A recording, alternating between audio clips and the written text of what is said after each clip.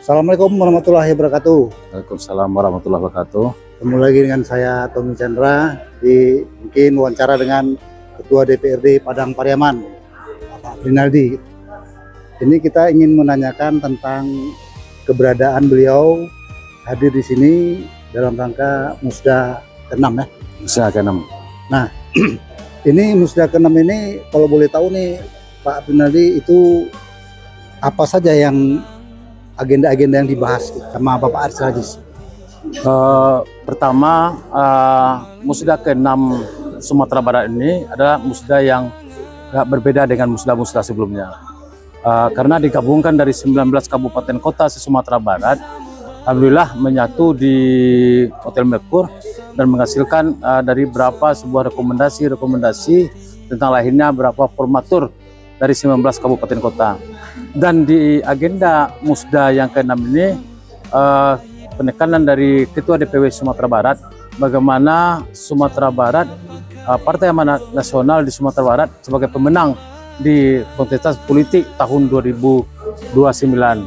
Dan ini mimpi Ketua DPW Sumatera Barat, dan harapan beliau lahirlah Ketua DPD PAN Kabupaten Kota nanti yang betul-betul sama-sama punya visi dan misi yang sama bersama Ketua DPW Sumatera Barat. Ini dengar informasi ini di Kabupaten Padang Pariaman sendiri itu formaturnya banyak ya? Ya. Itu kayaknya ada tekanan dari Pak Aris Rajis supaya itu cepat diselesaikan, itu gimana? Khusus di Kabupaten Padang Pariaman kita ada 11 formatur yang menjadi rekomendasi yang telah disampaikan oleh DPP, dan harapan kita dengan semakin banyaknya formatur ini mudah-mudahan banyaklah kader-kader yang militan untuk membangun, melahirkan atau mengeluarkan suara untuk tahun 2029 ke depan. Artinya apa? Banyak formatur bukan menentukan kita lemah, tapi memang banyak kader-kader hebat yang ada di Kabupaten Padang Pariaman yang muncul.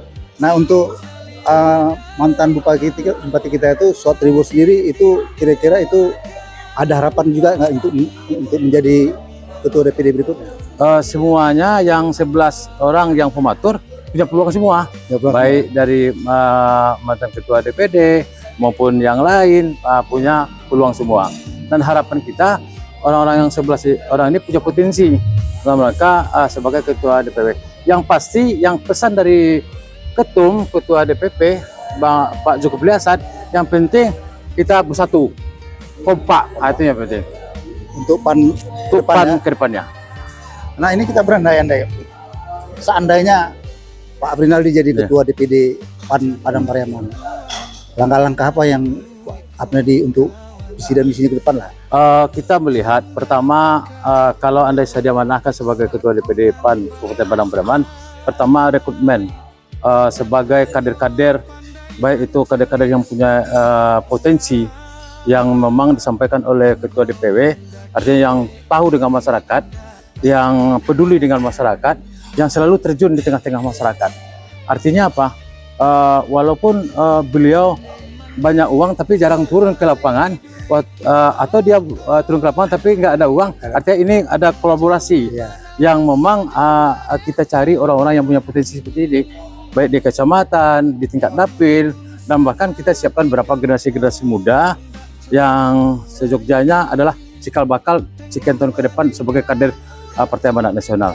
Pada hari ini ada mungkin Ananda Muhammad Macendo yang itu sebagai Ketua BM PAN Sumatera Barat, dan ini salah satu bentuk bagaimana nanti generasi-generasi muda ini terhimpun untuk menjadi kader-kader muda PAN Sumatera Barat, bahkan khusus untuk Padang Pariaman.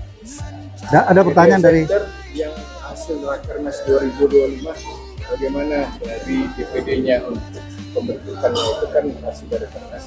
Jadi dari hasil Rakernas itu banyak menjadikan sebuah rekomendasi juga, termasuk dengan namanya relawan, media center, dan kita siapkan. Pertama di Induk Media Center DPD itu kita siapkan, dan bagi anggota DPR fraksi kita siapkan media center untuk perorangan yang nanti dia turun ke lapangan. Apalagi kondisi kemarin bencana, kondisi yang lain kita turun ke lapangan. Di media center inilah sebagai media untuk mempublikasikan bagaimana Partai Amanat Nasional ini turun di tengah-tengah masyarakat.